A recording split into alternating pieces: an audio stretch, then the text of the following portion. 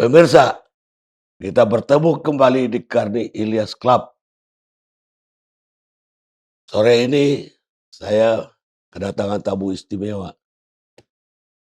yaitu seorang yang baru saja dideklarasikan untuk menjadi Presiden RI yang akan datang oleh Partai Nasdem. Dan deklarasi ini mendahului semua partai lain dan juga mendahului semua calon lain.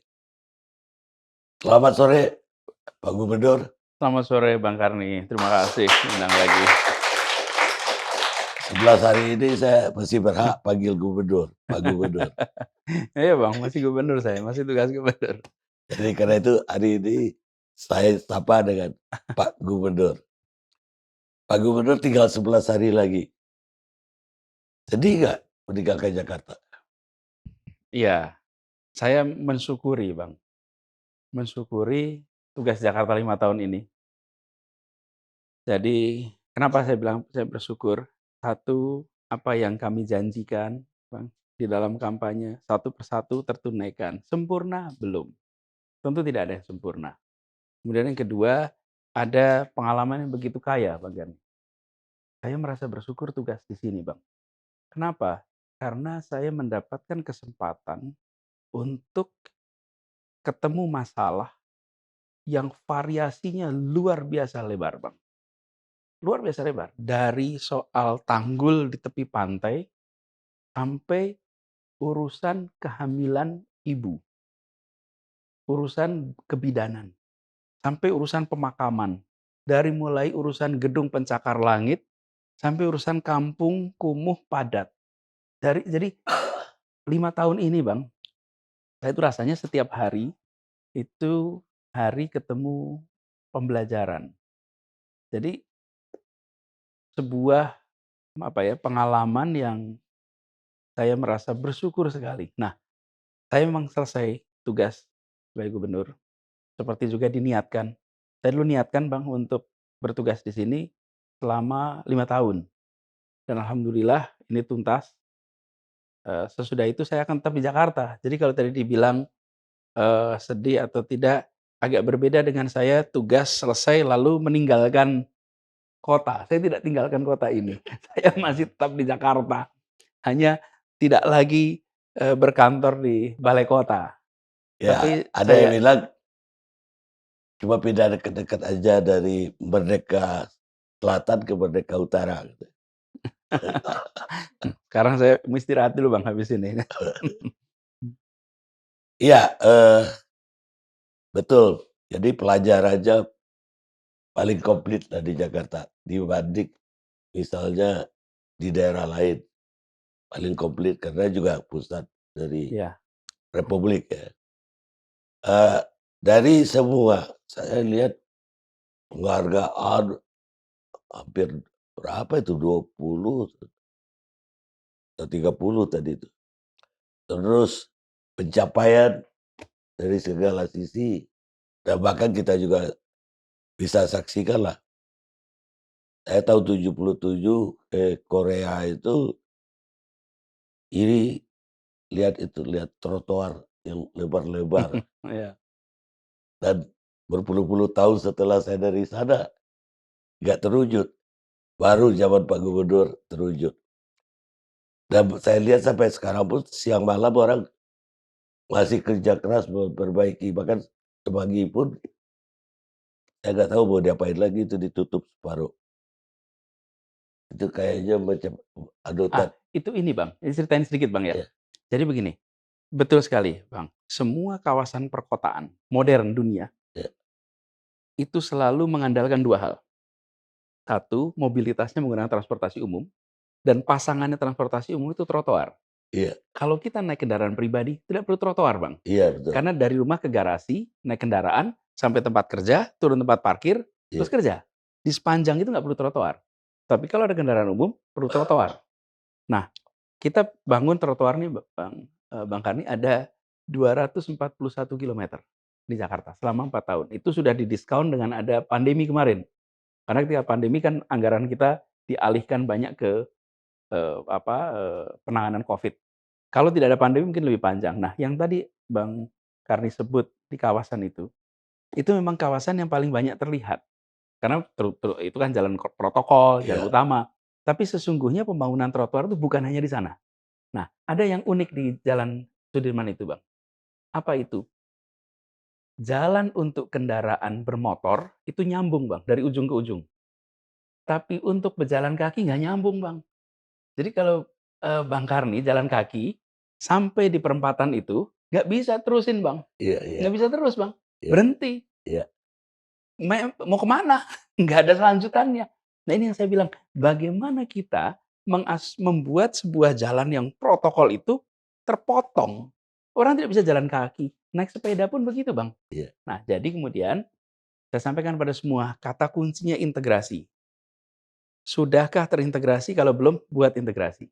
Jadi kata kunci integrasi, saya tidak harus melakukan micromanagement, Bang. Micromanagement tuh saya meriksain satu-satu, ngasih instruksi kecil-kecil semuanya, tidak.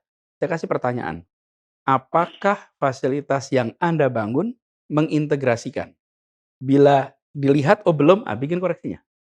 Jadi dengan begitu semua orang bekerja itu punya pegangan yang sama, harus terintegrasi. Nah, jadi jalur itu yang sedang dikerjakan sekarang, nantinya akan punya jalur pejalan kaki dari Oh, utara ke selatan, iya, iya, iya. jalur sepeda dari utara ke selatan.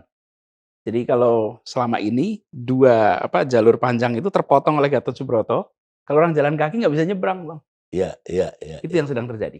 iya, betul. Lah dari sebuah prestasi itu, yang menurut Pak Gubernur itu paling signifikan lah dia dalam pembangunan Jakarta ini, 5 tahun ini? Eee, Begini, sebenarnya ada beberapa, Bang. Ada yang terkait dengan mobilitas, itu yang menurut kami Transportasi gitu. transportasi. Kenapa? Karena Jakarta ini pusat perekonomian. Kalau Jakarta akan menjadi kota global, maka satu, kualitas udaranya harus baik. Iya, Dua, transportasi umum iya, itu harus terbangun. Sehingga mobilitas menjadi irit, tidak iya. boros, boros waktu, boros biaya. Nah, itu yang kami kemudian bangun di Jakarta ini namanya Jaklingko, Bang. Jaklingko itu adalah sebuah sistem yang mengintegrasikan 3 hal. Satu, rute kendaraan umum diintegrasikan. Rute-rutenya nyambung. Naik kendaraan umum satu ke kendaraan umum lainnya bisa tersambungkan. Yang kedua, sistem pembayarannya tunggal. Jadi bayar satu, ke berikutnya sama. Yang ketiga, manajemennya dalam satu koordinasi. Jadi 3 hal yang diintegrasikan. Jakarta sudah punya public transport lama, Bang. Ada dari mulai Metro Mini, Kopaja, angkot, kemudian ada bis PPD, banyak tuh, Bang. Malah dulu Transjakarta, ada Oplet, ada Oplet, jadi Mikrolet. mikrolet. Nah, jadi transportasi umum di Jakarta itu sudah ada lama. Masalahnya satu kunci itu nggak ada, tidak terpenuhi, namanya integrasi. Nah, yang kami lakukan adalah mengintegrasikan. Jadi gini, Bang, ini adalah operator banyak, kemudian ini adalah, penumpang. Selama berpuluh-puluh tahun, ini mereka bertransaksi langsung, oke? Operator memberikan jasa, penumpang bayar. Itu yang dikerjakan Iya, berpuluh-puluh tahun. Apa yang terjadi? Operator itu hanya mau bekerja di tempat yang rutenya ada penumpang. Yang iya, iya, kedua, dia hanya mau jalan kalau ada penumpang, kalau enggak dia ngetem, iya, iya, sampai penumpangnya ada. Yang ketiga, dia di jalanan kebut-kebutan karena dia harus rebutan penumpang. Karena hidup tidaknya organisasi ini tergantung ada penumpang atau tidak, karena dia dapatnya pendapatan dari penumpang.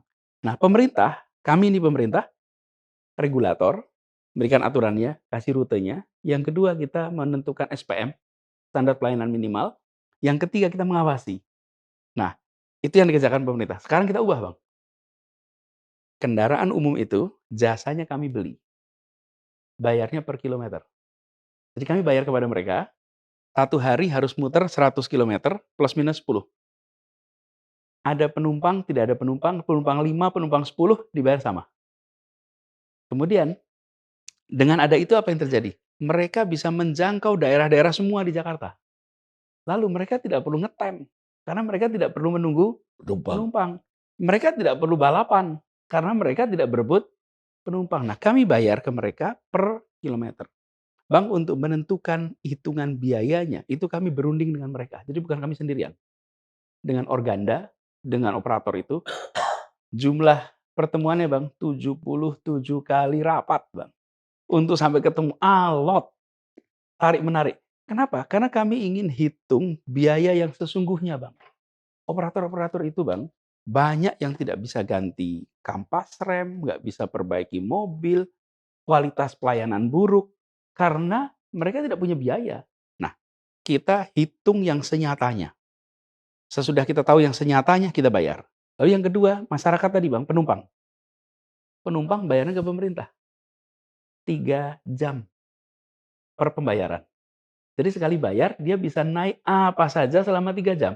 Pindah-pindah pakai satu kartu. Dengan itu terjadi Bang, maka warga sekarang bisa naik kendaraan umum ke mana saja, dari mana saja.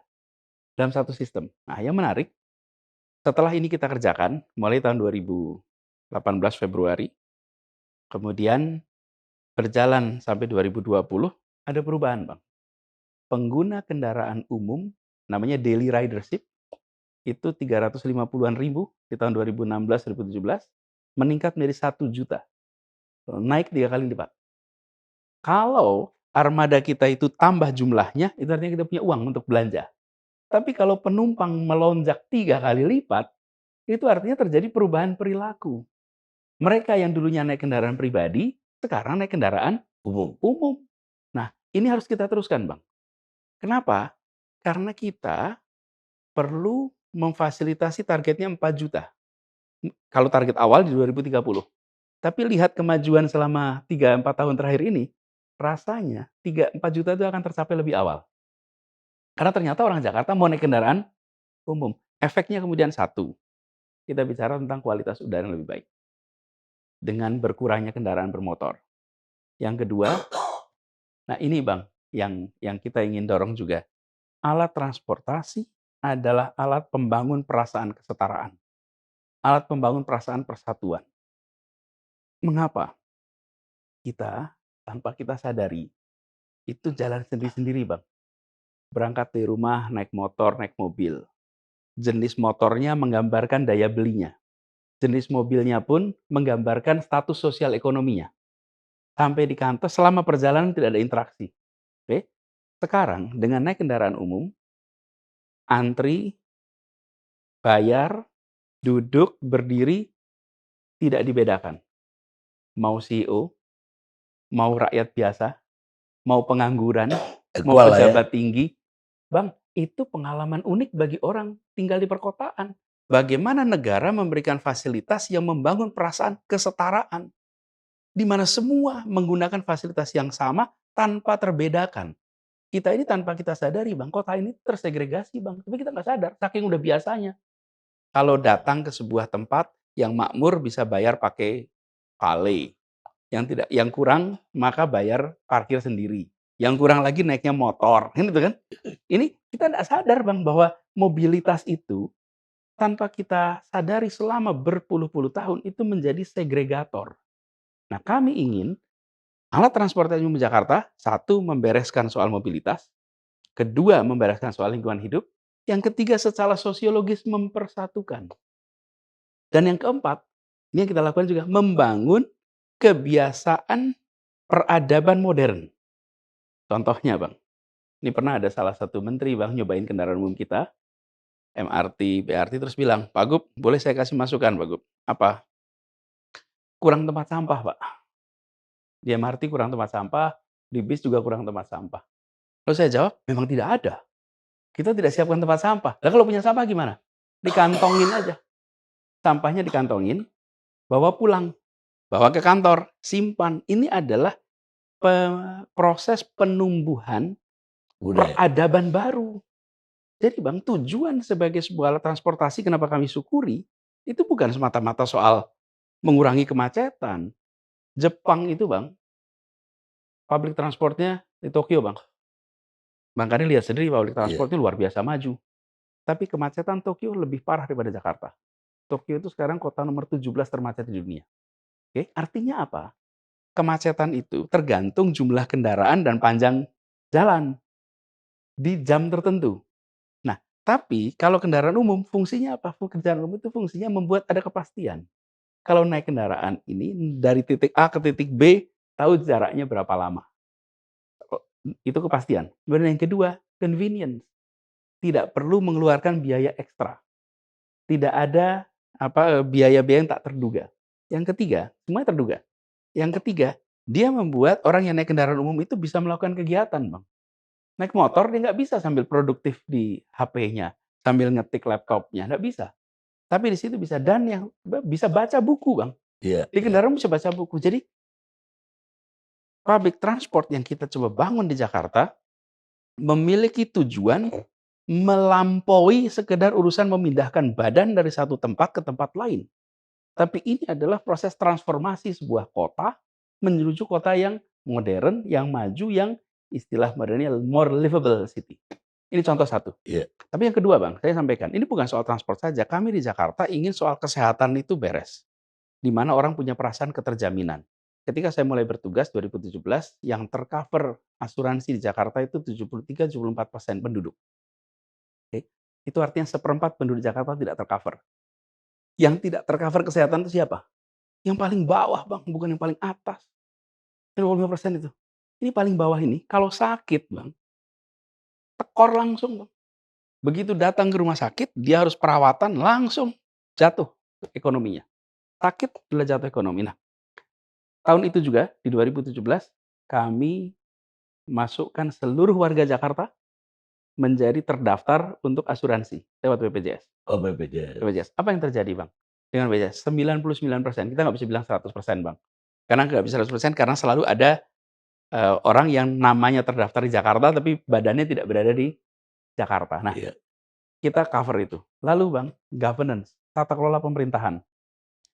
Pemerintah itu bukan cuma sekedar membangun yang barang terlihat, tapi tata kelola. Alhamdulillah 5 tahun ini laporan keuangan kita ditata dengan benar, aset ditata dengan benar. Sehingga ini rekor dalam sejarah Jakarta, 5 tahun berturut-turut kita mendapatkan WTP dari BPK. Iya, Kemudian BTP. ukuran kinerja seperti sakit dan lain-lain itu seluruhnya naik terus secara bertahap. Jadi yang pekerjaan membangun stadion itu kelihatan monumental besar. Membangun transportasi umum itu kelihatan secara fisik. Memberikan asuransi kesehatan pada semuanya memberikan rasa tenang. Tapi ada pekerjaan yang nampaknya remeh-temeh, Bang. Itu nggak boleh ditinggalkan. Tata kelola pemerintahan. Nah, ini adalah sebagian, Bang, dari yang kami kerjakan di Jakarta. Yang kalau saya boleh sampaikan, saya bersyukur ada tim DKI yang punya pengalaman lengkap, bekerja secara serius, kolaboratif, dan membuat apa yang kita rencanakan itu berjalan dengan baik. Dan itulah yang kemudian sekarang kalau saya ditanya apa saja yang disyukuri, saya mensyukuri semuanya. Karena itulah contoh-contoh. Ada masih banyak lagi, tapi saya nggak mungkin Ya pergi panjang, detail. panjang sekali saya Ya. juga inventarisir tuh. Sehingga saya sendiri lupa tuh. Siap. Tapi walaupun banyak, tetap aja kan ada yang belum sempurna tadi. Tentu. Tadi dibilang, kualitas udara misalnya. Kita itu sampai hari ini kalau saya nonton CNN tuh, kok kualitas kita nomor paling buncit juga tiap hari diumumin di situ. Yang kategori 6, baru New Zealand baru 1, Malaysia aja bisa 4, 5, kita 6 terus. Kan ini kita masih jauh dari yang normal lah untuk kualitas udara. Ini handicap-nya Pak Gubernur saya lihat udah bangun banyak lapangan, banyak taman, penghijauan juga udah banyak, tadi transportasi juga udah ngurangin. Apakah kalau begitu seandainya nggak ada pembangunan itu, apa kita udah naik kategori 7? Ya. Gini, terkait dengan kualitas udara, Bang. Nomor 1, Kualitas udara itu ditentukan oleh banyak faktor. Satu, sumber polutan dari dalam kota. Oke, yang naik, yang diproduksi dalam kota. Yang paling banyak di Jakarta itu kendaraan bermotor. Ya. Oke. Yang kedua adalah udara itu tidak bergerak hanya dalam kota. Udara itu bergerak dari luar masuk ke dalam, dari dalam masuk keluar. Oke. Karena itu kami di Jakarta itu memiliki 5 alat ukur stasioner. Total seluruhnya ada 11 alat ukur di Jakarta, kualitas udara. Nah, ada juga kualitas udara yang bergerak, Bang. Apa yang terjadi? Kita sering menemukan, Bang, hari Minggu, alat kita di Jagakarsa mengatakan Jagakarsa itu lebih kotor daripada di Jalan Tamrin. Oh, bisa begitu? Bisa begitu. Lalu Bang Karni lihat, kalau memang Jakarta itu sumber polusinya dari dalam kota, maka harusnya tiap hari konsisten. Oke? Hari ini, besok, lusa, bulan depan, sama dong. Wong kotanya, penduduknya itu kok. Tapi apa yang terjadi? Ada waktu di mana Jakarta itu bersih sekali. Ada waktu di mana Jakarta itu kotor sekali. Artinya apa? Artinya ada pergerakan udara. Yang ketika pergerakan udara kotor lewat Jakarta, Jakarta nampak kotor. Ketika udara yang lewat di Jakarta itu bersih, Jakarta nampak bersih. Oke?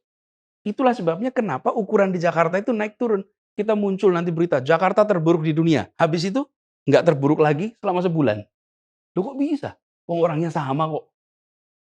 Satu hal yang pasti, kami di Jakarta memilih pasang alat ukur, Bang. Saya mengharap seluruh wilayah di Jawa, minimal Jawa bagian barat nih Jawa, pasang alat ukur, Bang, tiap kabupaten. Kadang-kadang gini, Bang, ingat kasus Covid, Bang? Ya. Gimana Pak di kabupatennya, di provinsinya? Oh alhamdulillah nggak ada Covid. Kenapa? Nggak ada testing. Jadi dibilang nggak ada Covid bukan karena nggak ada Covid, tapi nggak ada testing. Nah kita merasa udara kita ini dianggap bersih karena kita nggak ada alat ukurnya di situ. Iya iya Nah iya. saya merasa kita semua di seluruh wilayah ini harus pasang alat ukur sehingga kita tahu apa yang terjadi. Banyak sumber-sumber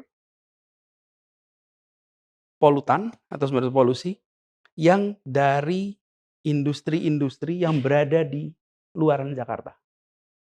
Oke, yang cerobongnya itu menghasilkan kualitas udara buruk. Begitu anginnya mengarah ke Jakarta, maka itu akan masuk dan diukur di Jakarta. Di tempat produksinya nggak ada alat ukurnya, Bang. Sehingga nggak muncul di situ. Nah ini Bang yang harus didorong.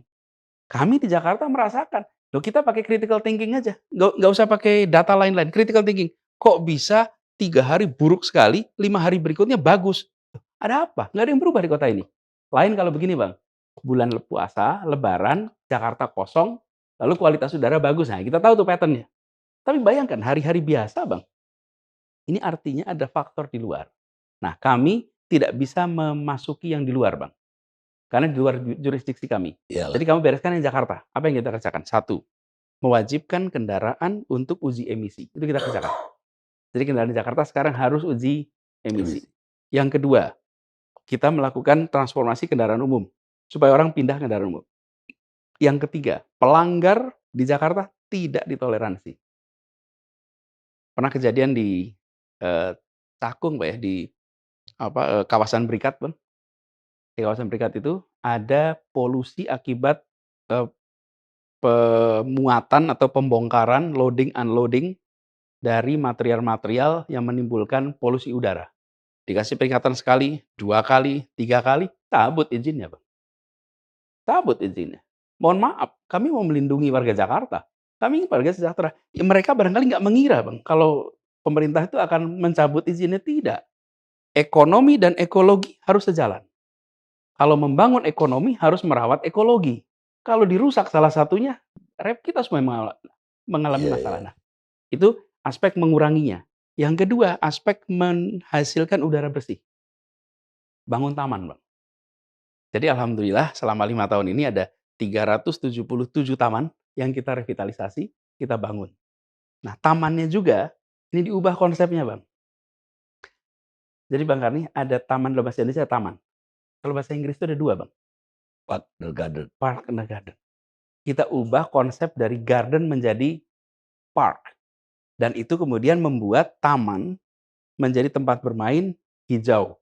Jadi itu yang kita coba kerjakan. Nah, kami berharap di dalam kebijakan industri nasional, Bang, itu mulai secara serius melihat faktor polusi untuk dikendalikan. Karena kita ini ingin menjadi kota global, Bang. Bang Kani tahu nggak apa yang kalau kita mau jadi kota global itu apa? Kota global itu artinya kota di mana aktivitas-aktivitas perekonomian global terjadi di Jakarta. Bukan hanya pusat perekonomian Indonesia, kita ingin menjadi pusat perekonomian Asia Tenggara. Kita ingin menjadi pusat perekonomian Asia. Tapi apa yang terjadi? Begitu orang melihat Jakarta, pertanyaan nomor satu adalah, akankah keluarga saya tinggal di kota yang kualitas udaranya tidak sehat? Nggak mau, Bang. Nah, ini harus kita bereskan. Menurut saya salah satunya, nomor satu, pasang alat monitor kualitas udara di semua wilayah. Lah, sehingga Bang beritanya nanti itu Bang, adalah semua wilayah. Kami dari dulu memilih Bang, lebih baik kami transparan, lebih baik kami ukur, walaupun hasilnya tidak nyaman. Iya, Dan iya, kalau udaranya keluar lagi buruk Bang, gubernur kan yang iya. rame-rame dimarahin. Tapi saya melihat lebih baik kita jujur, kita ukur, daripada kita tiadakan alat ukur, lalu terkesan kita aman. Malah saya mengajak kepada semua wilayah, minimal setiap kabupaten kota, satu alat ukur. Itu aja udah cukup. Dengan begitu, membereskan kualitas udara itu adalah tanggung jawab Bersama. semua, karena nggak bisa sendirian. Baik, di luar kualitas udara, kritik ke Pak Gubernur itu ya juga ya datangnya kadang-kadang. Tapi sampai semalam kritik itu muncul lagi. Banjir. Lah, walaupun dan ini jadi bahan bulian untuk nyerang Pak Gubernur di mana-mana. Walaupun banjirnya itu tidak bertahan lama seperti zaman-zaman dulu. Ya. Karena beberapa jam hilang, beberapa Ya. jam hilang. Tapi tetap aja ketika banjir besar itu malah ada kawan lihat, "Ini temanmu jadi gubernur." Bermasalah gitu. Bukan, yang paling jago dia. Bisa membuat tamasa air dalam tempo 3 jam, 2 jam. Jadi, ya ada yang mengkritik juga bahwa Pak Gubernur normalisasi sungai, eee, tidak apa, tidak maksimal atau Ya. kemudian sumur resapannya juga ternyata tidak jalan. Terus apalagi rencana Pak Gubernur, ada satu lagi kalau nggak salah, oleh sumur Waduh. waduk. Ini di mana handicap? Gini, saya tadi Bang Kani ngomong, saya langsung minum ini Bang. Ya, bukan apa-apa, saya menunjukkan sebagai ilustrasi Bang. Oke, ini kapasitasnya kira-kira 200 cc. Ya. Dia akan aman bila kita menuang air sampai dengan 200 cc. Tapi kalau kita tuang air di sini 1 liter, dia akan tumpah. Iya, Nah, betul ya? Nah, kapasitas sistem drainase kita di Jakarta itu, kapasitasnya nih, 50 milimeter hujan per hari. Di jalan protokol 100 milimeter per hari. Bila hujan di atas itu, pasti timbul genangan. Sama seperti kalau ini, 200 mililiter, dituangin air 1 liter, dia akan tumpah. Nah, sekarang ini kita berhadapan dengan climate change, di mana curah hujan itu sering sekali mengalami volume yang luar biasa tinggi dalam waktu yang pendek. Di seluruh dunia kita merasakan. Itu sebabnya ketika tadi malam kejadian, Bang, itu bukan air dari sungai melimpah. Kalau air dari sungai melimpah, maka salahkan soal normalisasi. Kan sungainya melimpah airnya. Tidak, semua kejadian itu adalah kawasan-kawasan cekung yang hujannya deras, airnya tidak mengalir dengan cepat. Kenapa? Tempatnya cekung. Di Kemang misalnya. Di iya. Kemang itu depan Kemcik Bang, saya tadi malam situ. Sampai hampir setengah 12, jam 12 malam. Itu cekung di situ. Apa yang terjadi di tempat-tempat yang cekung itu? Di situ terjadi limpahan hujan tinggi, Drainasenya tidak bisa mengalirkan dengan cepat karena volume airnya banyak. Nah, jadi saya ketika mengelola soal banjir ini, saya sampaikan volume air di luar kendali kita, ya, di luar kendali kita. Mau curah hujannya 100, 200, Bang, curah hujan 100 itu udah deras sekali, Bang. 100 itu. 150 derasnya lebat yang luar biasa. Kita pernah mengalami tahun 2020, Bang, bulan Januari, curah hujan waktu itu terbesar dalam rekor sejarah pencatatan hujan di Jakarta. Berapa hujannya, Bang? 200. 377. Us. Oke. Dan apa yang terjadi, Bang? Halim Perdana Kusuma. Halim Perdana Kusuma. Airnya 40 cm. Oke. Tidak ada sampah. Mana ada instalasi militer ada sampah? Bersih. Oke. Rumput, kemudian lahan hijau. Halim Perdana Kusuma itu kurang apa hijaunya? Nggak bisa kita menyalahkan banyak bangunan. Tidak ada di situ bangunan. Di situ tempat yang sangat hijau. Betul ya, Bang? Sangat hijau. Airnya 40 cm. Pendaratan pesawat presiden tanggal 1 Januari itu mundur, Bang. Kan harus dikeringkan, harus disedot dulu. Apa artinya? Volume air yang luar biasa datang, itu menimbulkan genangan yang kita sebut banjir, perlu waktu untuk turun. Jadi ketika kami menyelesaikan soal banjir ini, lihat masalahnya, cari solusinya. Jadi nggak bisa dicampur-campurkan, Bang. Oh, normalisasi tidak jalan. Normalisasi tidak jalan kalau itu airnya dari limpahan sungai. Kalau seperti tempat tadi malam, itu hujan lokal yang deras. Apa solusinya? Solusinya, Bang, banyak. Tapi salah satunya, membangun sumur drainase di tempat, khususnya di tempat-tempat yang cekung. Karena tempat-tempat yang cekung itu harus ditarik pakai pompa. Kejadian tadi malam, Bang, ketika ramalan cuaca menggambarkan akan hujan lebat, pasukan kita sudah langsung berada di tempat-tempat cekung, Bang. Truknya di situ, pompanya di situ, nunggu, Bang. Kalau sampai terjadi hujan, langsung tarik tuh. Kenapa terjadi? Karena sejak 2019, kita berikan KPI, penanganan banjir itu. Selama ini, Bang, kalau tanya penanganan banjir, ada nggak KPI-nya? Nggak ada. Lah gimana kita menangani banjir kalau nggak punya KPI? Jadi KPI-nya apa? Jadi saya buat nih, Bang, KPI-nya. Saya tanya, berapa lama sesudah hujan berhenti harus surut? Itu bukan saya menentukan. Itu rapat jajaran yang berpengalaman. Mereka dalam rapat itu memutuskan bisa 6 jam, Pak. Oke, kalau gitu tetapkan 6 jam. Begitu hujan berhenti, ada genangan, 6 jam harus surut. Yang kedua, ketika ada limpahan air dari hulu, airnya meludak. Saya beri ilustrasi, Bang. Kita ada 13 sungai yang masuk Jakarta. Iya. Kapasitas sungai kita itu 2.300 meter kubik per detik. Oke. Ketika air yang masuk itu di atas 2.300 meter kubik per detik, otomatis luber. Otomatis, karena daya tampung kita begitu. Nah, pernah kejadian kita sampai 3.300 meter kubik per detik. Di Ciliwung, Bang, Ciliwung itu kapasitas maksimal 900 meter kubik per detik. Kalau normal sehari-hari itu 600 meter kubik per detik. Nah, ketika dia di atas 900, pasti airnya luber. Nah, ini KPI-nya nih. Begitu air di atas 900 dia luber, naik jadi 1.000 misalnya meter kubik per detik, lalu dia turun lagi menjadi 900, sesudah dia turun lagi 6 jam tempat itu harus kering.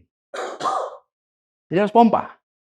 Apa yang terjadi? Sekarang kalau ada hujan, Bang, yang keliling pemadam kebakaran, tempat pompa pertamanan, semuanya keluar. Dulu itu pada parkir di stasiun masing-masing. Karena mereka tidak masuk dalam sistem untuk menarik kecuali banjir ekstrim. Sekarang tidak ekstrim pun, Bang, mereka dikerahkan. Tujuan kita adalah ketika terjadi bencana di luar, hujan di luar kapasitas, kita tarik.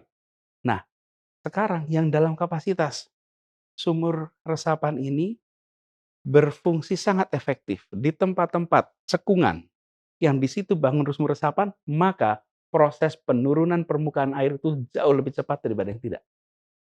Oke. Kenapa? Karena kita siapkan itu sumur-sumur resapan. Program ini harus terus, Bang. Di 2021 ditutup, nggak bisa karena politik. Sementara ini bukan politik, ini scientific. Ini bicara sains, bukan bicara politik. Ketika anggaran untuk membangun sumur resapan itu dipotong, korbannya rakyat Jakarta. Yang kita saksikan Itu tadi malam, anggaran anggaran APBN, di APBD. APBD. Ya, kita Bank yang harus dibangun di Jakarta itu banyak sekali. Kami kemarin sudah bangun 27.000 Bang. 27, 28.000 sumur resapan. Nggak cukup, harus lebih banyak lagi. Nah, ini harus diteruskan. Ini bukan soal inisiatif dari Anies, bukan. Ini kata expert. Apa sih prinsipnya? Prinsipnya namanya zero runoff, Bang. Apa zero runoff itu? Zero runoff itu adalah di sebuah kawasan, sebutlah rumah kita, Bang. Misalnya Bang Karni rumahnya 1.000 meter. Bang Karni menerapkan zero runoff. Artinya semua air hujan yang turun di tanahnya Bang Karni tidak dialirkan keluar, Bang. Maka Bang Karni tidak menyumbang air keluar, Bang. Iya, iya, iya. Itu zero runoff, oke. Tapi kalau semua rumah mengirimkan airnya keluar, Bang, maka di luar itu akan terjadi banjir. Banjir. Supaya tidak lari keluar gimana?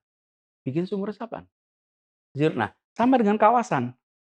Kawasan itu, Bang, kalau hujan, kita terapkan zero runoff, hujan yang ada di kawasan itu airnya ditahan di kawasan itu, dia tidak ke tempat lain. Karena begitu ke tempat lain, tempatnya rendah, dia akan kerima semua dari banyak tempat, di situlah terjadi banjir.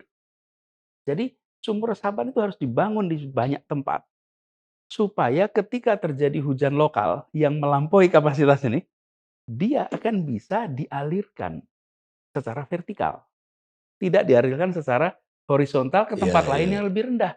Nah, ini tidak boleh menjadi tema politik. Ini harus menjadi sebuah solusi teknokratik. Nah, kemarin ini program jalan, Bang. Nah, karena itu saya berharap mudah-mudahan di dalam pemerintahan berikut-berikutnya solusi ini diteruskan.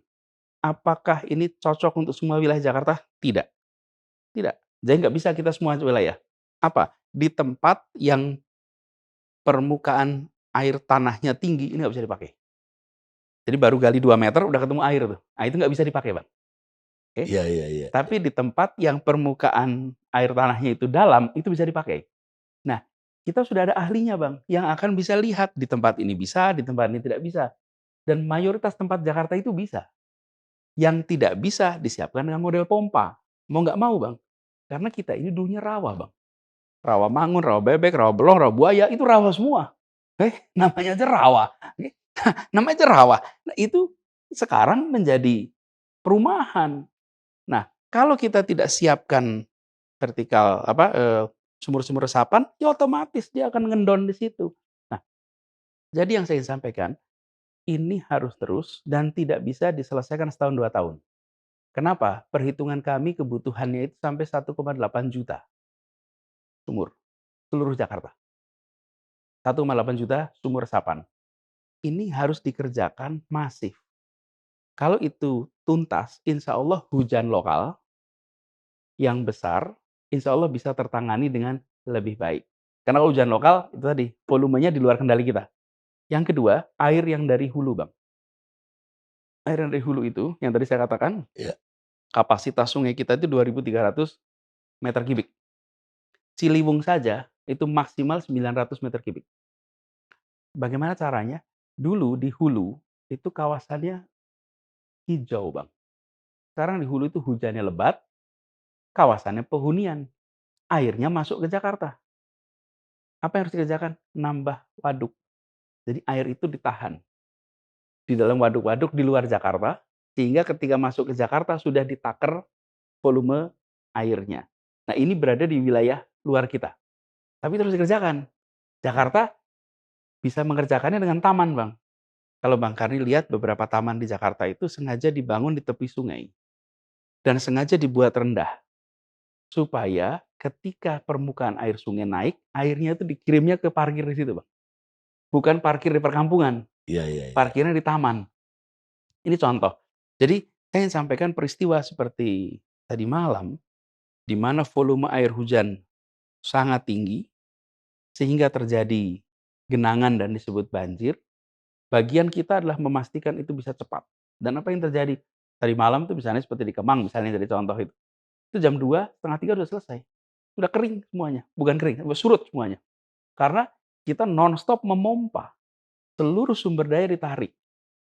Jadi rumusnya sekarang gini, bila hujan di bawah 50 milimeter perkampungan dan di bawah 100 milimeter per hari di jalan-jalan protokol tidak boleh banjir.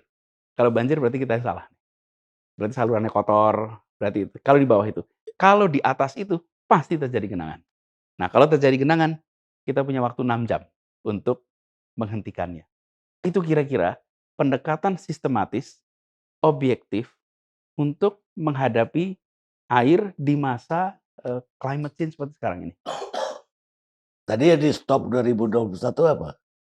Pembangunan sumur-sumur, Resapan. resapan. Itu yang nyetop siapa? DPRD. Oh, DPRD. Dan nggak bisa diatasi oleh gubernur untuk Karena itu kan anggaran APBD. Jadi APBD-nya dicoret alasannya macam-macam, Bang. Tapi, itu harus ditanyakan ke mereka. Tapi ini adalah salah satu contoh bagaimana kepentingan rakyat Jakarta itu harus di atas kepentingan-kepentingan yang lain. Ketika bicara tentang sumur resapan, itu bukan bicara tentang gubernurnya, kepala dinasnya, ini tentang bagaimana rakyat Jakarta ini terhindar dari genangan dan banjir. Tapi itulah kenyataan, Bang. ya, Kadang-kadang dalam politik itu, seringkali kita ketemu sebuah situasi seperti itu. ya, Dan kita menyayangkan ada hal-hal yang sifatnya teknokratik, ya. dibahasnya secara politik, karena ini hal teknis sekali.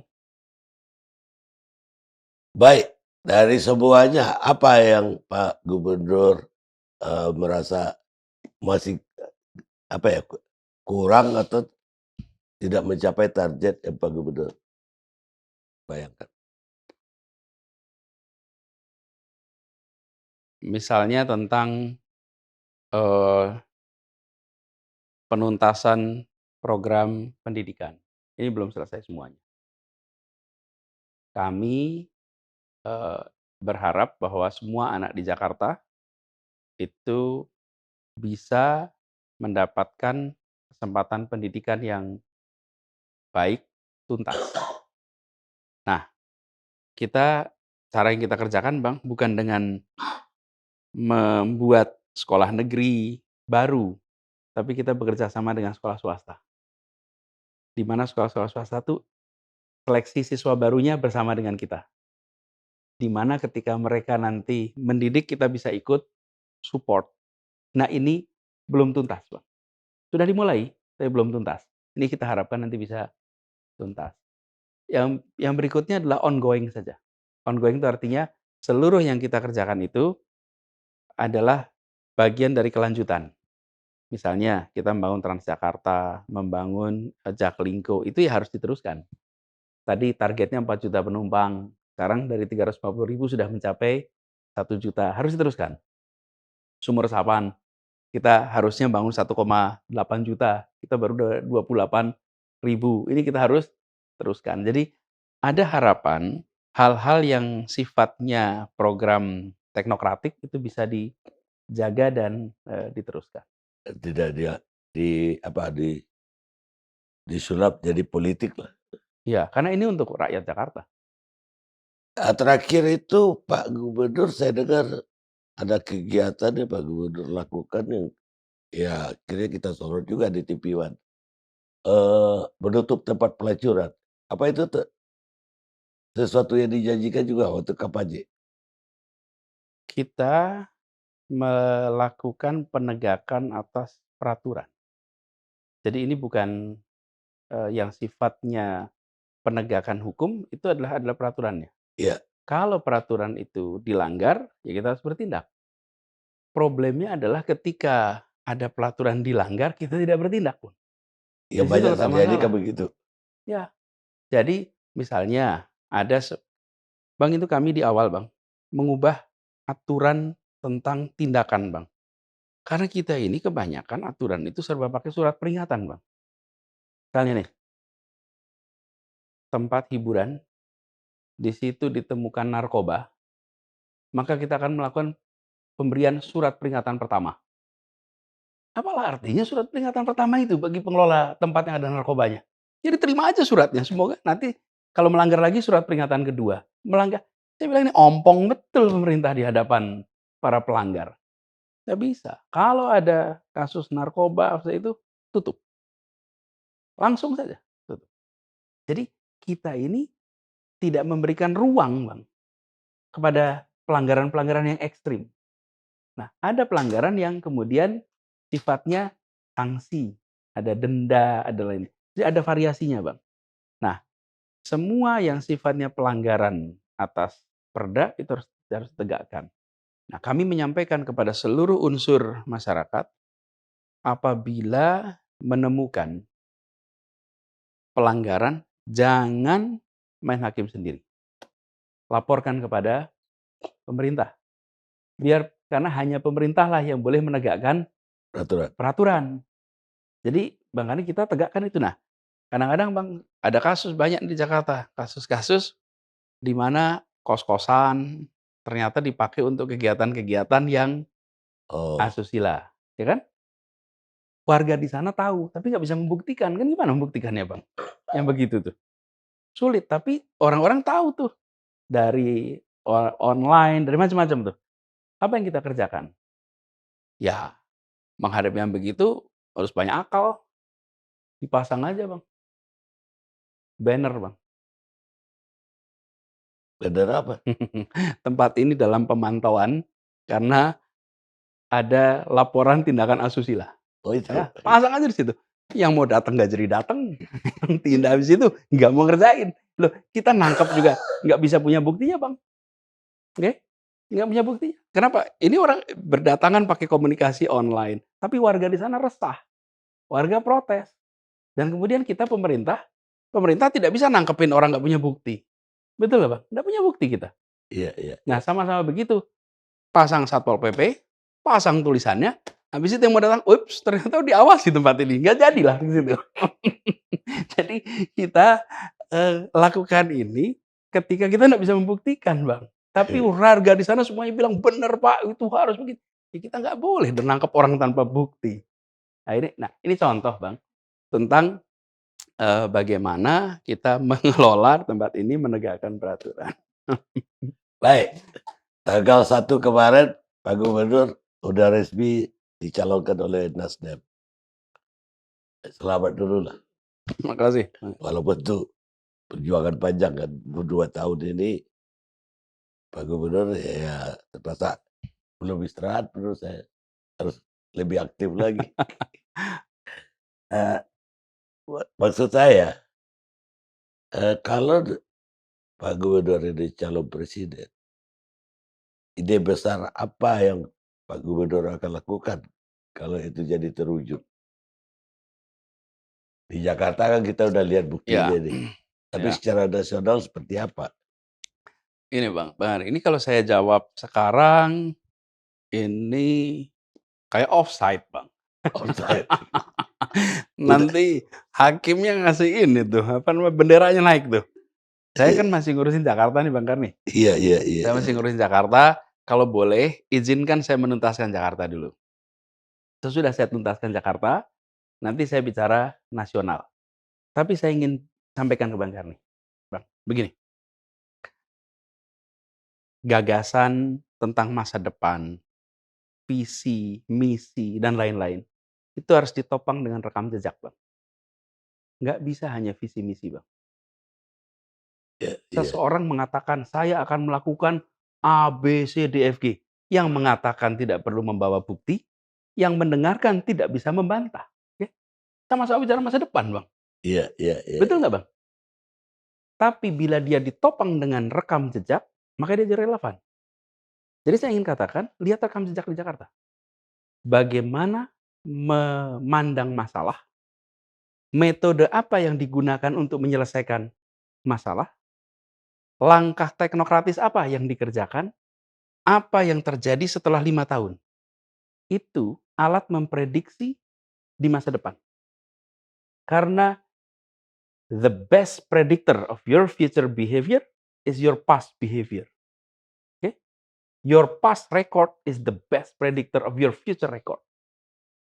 Karena itulah, menurut saya rekam jejak yang harus jadi perhatian semua. Karena kalau ditanya visi, setiap orang bisa membangun sebuah imajinasi. Ada yang setuju dengan imajinasi, ada yang tidak setuju dengan imajinasinya. Tapi dua-duanya tidak bisa memberikan bukti pembantahnya, Ya Bang. fiktif lah. Iya kan? Tapi kalau track record nggak bisa. Nah, saya mengajak kepada semua lihat track record nih. Kalau lihat track record, maka di situ akan ada. Nah, kemudian membangun itu melampaui sekedar apa yang kita sebut sebagai barang yang terlihat. Tadi yang saya sampaikan, Bang, rasa aman di bidang kesehatan, kesamaan di bidang pendidikan, kesamaan dalam kesempatan kerja, perasaan persatuan. Ini kota ini harus bangun perasaan persatuan nih. Dibangun peradaban. Kami bangun Taman Ismail Marzuki. Kita bangun Iya. perpustakaan baru. Kenapa? Karena kota ini tidak boleh hanya sekedar tempat orang mencari penghidupan. Dia harus menjadi sebuah kota yang memberikan kehidupan. Kota yang memberikan peradaban.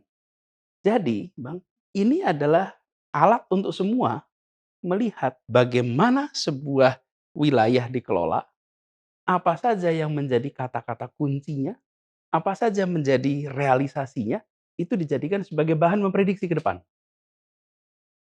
Itu yang bisa saya sampaikan sekarang, Bang. Nanti sesudah ini, saya sudah 5:16, saya akan leluasa ngomong. Saat ini saya masih batasin. Oh, ada satu hal, Bang. Kami di Jakarta mencoba untuk secara serius menerjemahkan perintah konstitusi dan janji kemerdekaan kita. Menghadirkan keadilan sosial bagi warga Jakarta. Itu yang kami kerjakan. Jadi kami ingin orang di Jakarta merasakan keadilan sosial. Jadi kebijakan-kebijakan yang dibuat itu harus kebijakan yang memberikan rasa kesetaraan, rasa kebersamaan. Artinya, di amanat apapun itu jadi kata kunci itu, Bang. Saya beri contoh rumah, Bang. Ya, ini Ya. sebagai contoh rumah, Bang. Di Jakarta ini separuh penduduk itu kontrak, kos. Separuh penduduk itu punya rumah. Bayangkan coba, penduduk separuh punya rumah nih. Nah, yang punya rumah, Bang, itu sebagian pelan-pelan tergusur keluar Jakarta. Tapi kita nggak pernah menganggap ini sebagai masalah loh, Bang. Selama ini. Selama ini. Coba kenapa? Tidak ada tanah harga semahal di Jakarta seluruh Indonesia. Oke. Yang kedua, tidak ada harga tanah yang mengalami peningkatan dari tahun ke tahun setinggi Jakarta. Oke. Konsekuensinya tidak ada NJOP naik setinggi Jakarta, nggak ada, tiap tahun tuh naik. Kita pernah NJOP naik 500%, Bang. Apa sih artinya, Bang, kalau itu dikerjakan terus, Bang? Artinya Ya miskin terusir. kita membuat kebijakan cara sopan mengosongkan kota ini dari mereka yang kurang makmur. Itu caranya sopan, Bang. Naikin terus nih NJOP. Lama-lama keusir semuanya. Nah, saya sebagai pengelola kota ini, Bang, loh, perintah konstitusi yang saya pegang ketika saya disumpah, itu melaksanakan selesai keadilan sosial. Jadi saya bukan hanya memikirkan bagaimana orang bisa punya rumah, tapi saya juga harus memikirkan bagaimana orang yang punya rumah di Jakarta nggak keusir dari kotanya. Itulah sebabnya, Bang, kenapa kita buat kebijakan. Semua orang berjasa di kota ini, PBB-nya 0. Semua orang berjasa. Yang pernah terima bintang Mahaputra, bintang jasa, apapun, 0. Semua veteran, 0. Semua 0 pajaknya. Semua pensiunan, 0 pajaknya. Pensiunan. Kemudian semua, dan anak turunannya, Bang. Guru juga begitu. Guru. Saya teruskan dikit nih, Bang, terkait dengan ini. Ini untuk menjaga. Lalu kita buatkan kebijakan rumah yang nilainya di bawah 2 miliar, PBB-nya 0. Apa yang terjadi? 85% rumah di Jakarta bebas PBB sekarang. Oke. Supaya mereka nggak keusir di kota ini. Ya, Nah, ya. terus sekarang bagaimana dengan yang 15% nih? 15% ini diberikan pengecualian, Bang. Rumah itu adalah tempat tinggal. Mau orangnya kaya raya, mau biliuner, mau miskin, perlu atap dari hujan dan panas. Karena itu, yang di atas 2 miliar, 60 meter pertama tanahnya tidak kena pajak. Karena sebagai manusia, dia berhak atas tanah untuk tinggal. Di atas itu baru dikenain pajak. Oke? Kemudian yang bangunannya berapa? 36 meter persegi. 36 itu kebutuhan hidup manusia. Tidak boleh kena pajak. Lah manusia hidup perlu rumah kok. Kenapa pajak rumah ditinggiin? Terus kita di pemerintah bilang meningkatkan PAD. Bukan meningkatkan PAD, itu pengusiran orang kurang makmur. Jadi, Bang, ini, jadi saya katakan, cara pandang itu kita tidak boleh menganggap hanya masalah yang dibicarakan di sosmed, hanya masalah yang dibicarakan di media, bukan. Kitanya harus menciptakan masalah, Bang. Masalah itu kita harus menciptakan, Bang. Ini kan masalah yang kita ciptakan, Bang. Iya iya iya. Orang berpuluh-puluh tahun nggak menganggap ini masalah. Iya. Nah, kenapa masalah diciptakan? Ekspektasinya menghadirkan keadilan sosial, itu ekspektasi. Ini ekspektasi, ini kenyataan. Kenyataannya ya keadilan. Nah, ini masalah diselesaikan tuh. Tapi kalau kita tidak punya ekspektasi untuk menyelesaikan keadilan sosial, maka situasi sekarang dianggap sebagai Biasa. biasa saja. Begitu Bang Kani. Jadi ke depan, tugas apapun, cara pandangnya kira-kira seperti itu. Mudah-mudahan lah semua melakukan itu. Bismillah. Pak Gubernur itu kapan mulai kapan baru tahu akan dideklarasikan oleh Pak Ketua Umum Nasdem? Karena ini mendadak orang banyak kaget. Karena di acara-acara kan tanggal 10 November. Jadi 1 November itu kapan Pak Gubernur dikasih tahu? Jadi begini Bang, bagi Nasdem sebetulnya tidak mendadak. Kenapa bagi Nasdem tidak mendadak? Karena mereka sudah memulai proses itu sejak bulan Juni. Iya, kalau itu iya. Ya, Tapi kan mereka rencanakan tanggal 10 November. saya rasa 10 November itu lebih banyak spekulasi Bang. Pernah disebut 1 Oktober, pernah ada yang menyebut 15 Oktober, pernah ada yang menyebut 10 November. Jadi saya sering kali ditanya Bang, lalu saya katakan saya menghormati proses dalam partai, Bang Kari. Proses dalam partai dan ketika nama saya disebut Bang, pada saat itu saya sudah harus memikirkan apakah iya apa tidak Bang. Lain Bang kalau saya tidak pernah disebut namanya Bang. Iya. Saya sudah diberitahu sejak bulan Juni kan, ketika dimasukkan dalam 1 dari 3 nama. Sesudah itu otomatis saya dalam posisi mempertimbangkan dan bersiap kapan saja itu bisa terjadi. Nah, kemudian, Partai Nasdem itu mengambil keputusan yang saya tidak terlibat dalam pengambilan keputusannya tentu saja karena saya bukan bagian dari pengurus, partai, DPP DPP. Jadi saya mendapatkan kabar pada hari Minggu minggu kemarin. minggu kemarin, Bahwa Senin akan bahwa Nasdem sudah memutuskan dan Nasdem akan mendeklarasikan.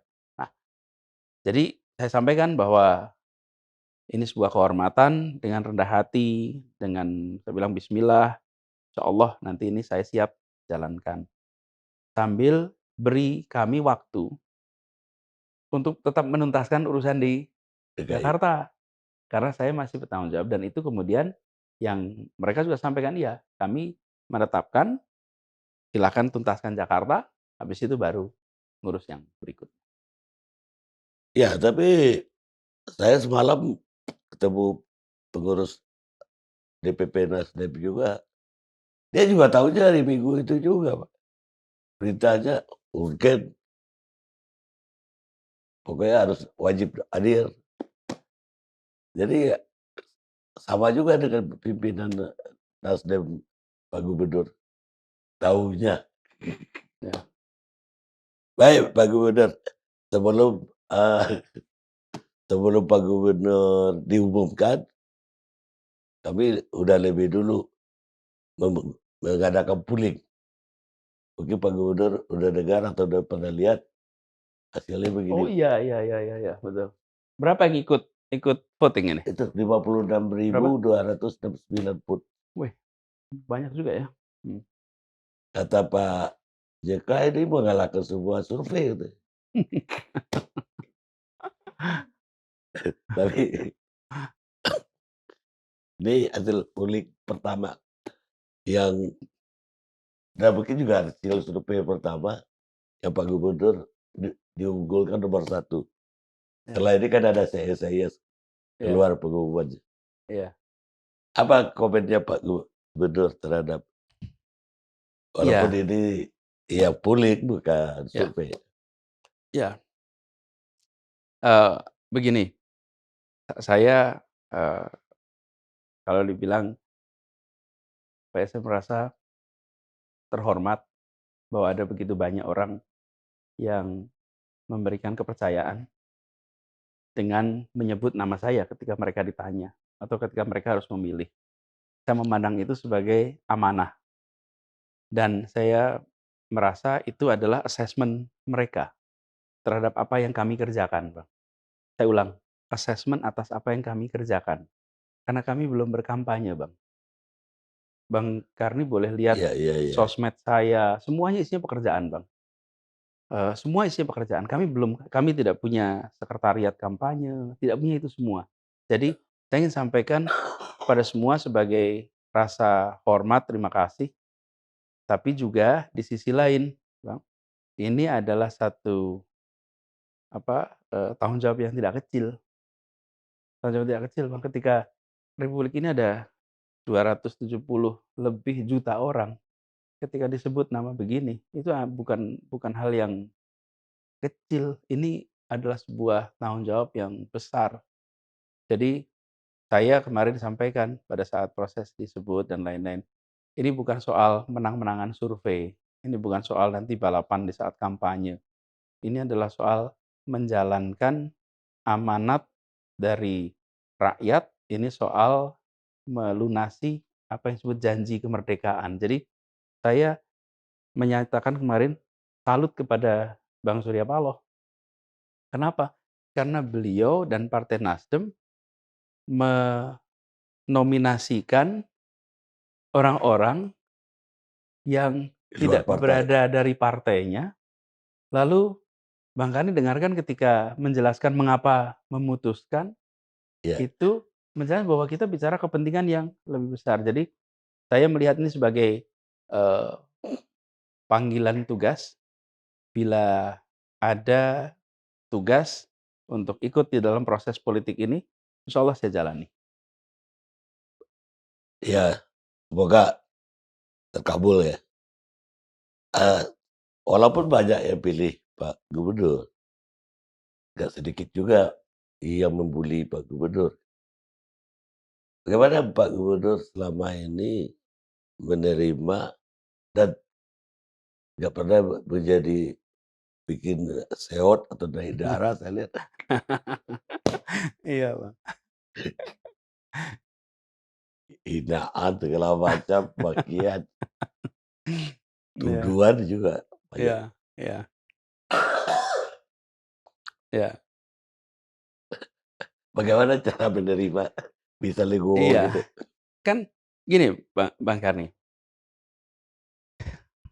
apa yang diungkapkan oleh seseorang itu kan mencerminkan dirinya sendiri, Bang Karni, bukan mencerminkan orang lain.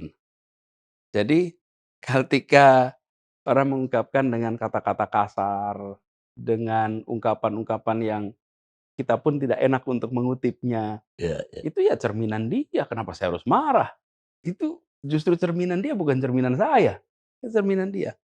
Saya insya Allah kerjakan apapun ini dengan cara yang baik, cara yang benar, dan gini Bang, saya sebelum berada di wilayah politik itu mengamati politik Bang, dan saya insya Allah dapat kesempatan untuk baca sejarah Bang, dan dalam sejarah kita itu seluruh, bukan hanya Indonesia, umat manusia tidak ada di wilayah politik itu yang tidak penuh dengan saling serang, di mana-mana itu.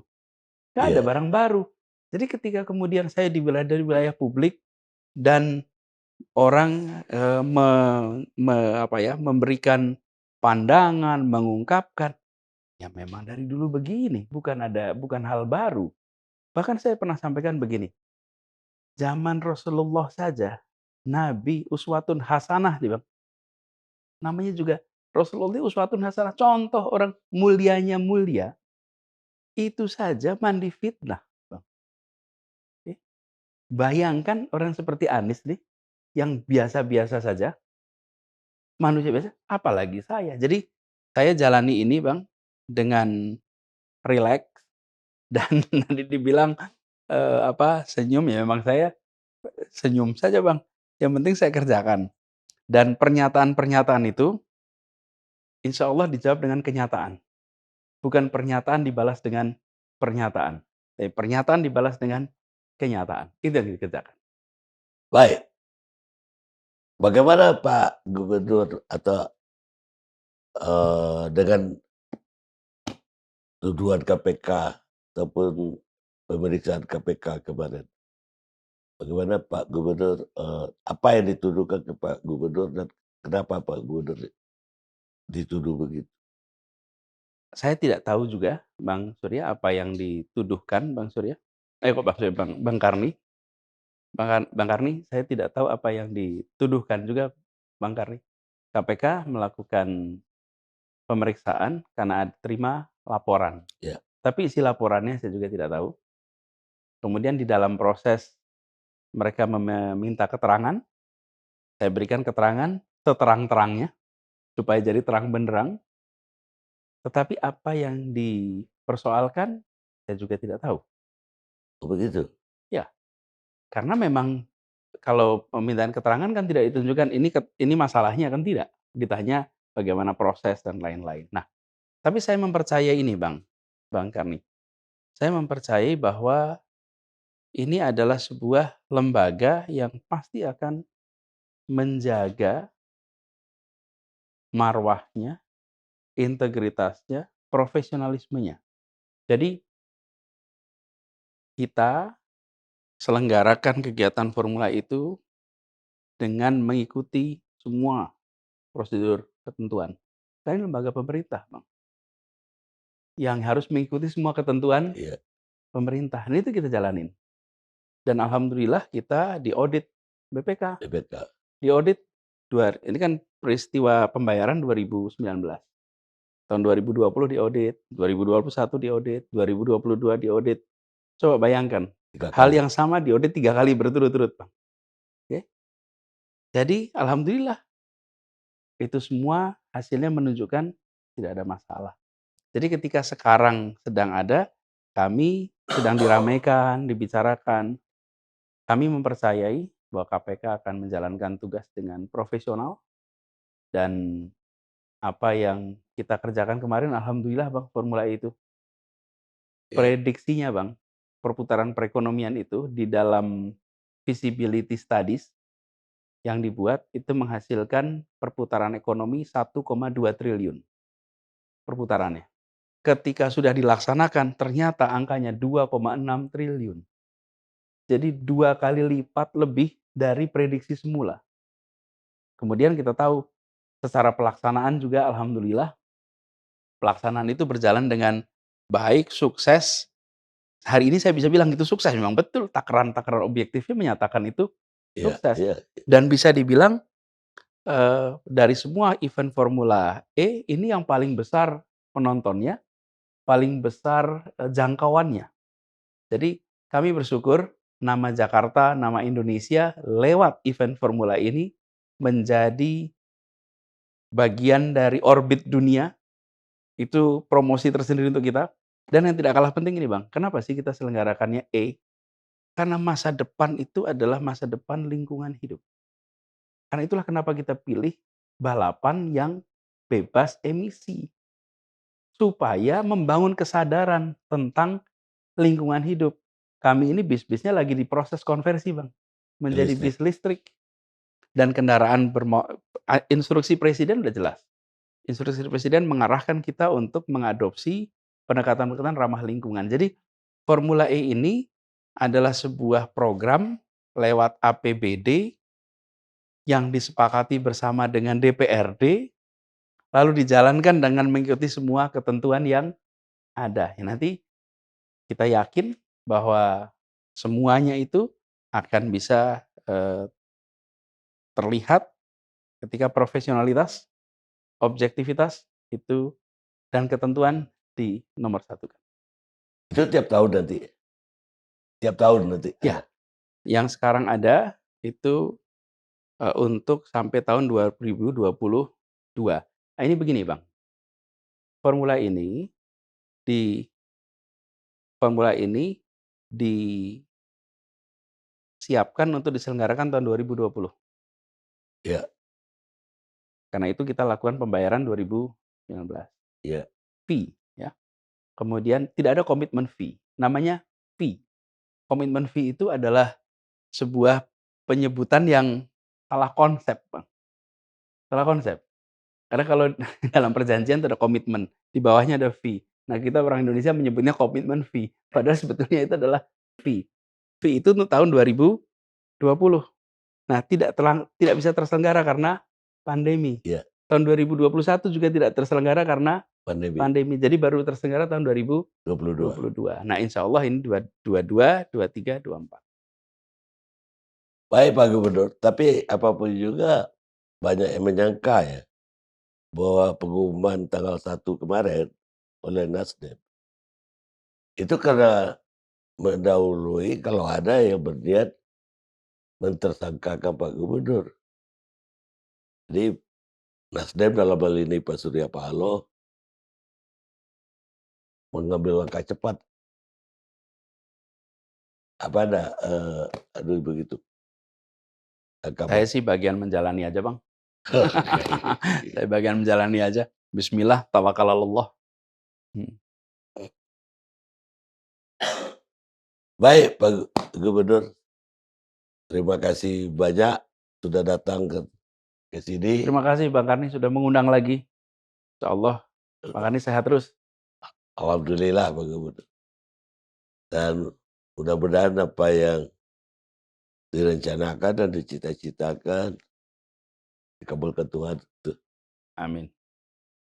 Pemirsa, kita ketemu Karni Ilyas Club yang akan datang.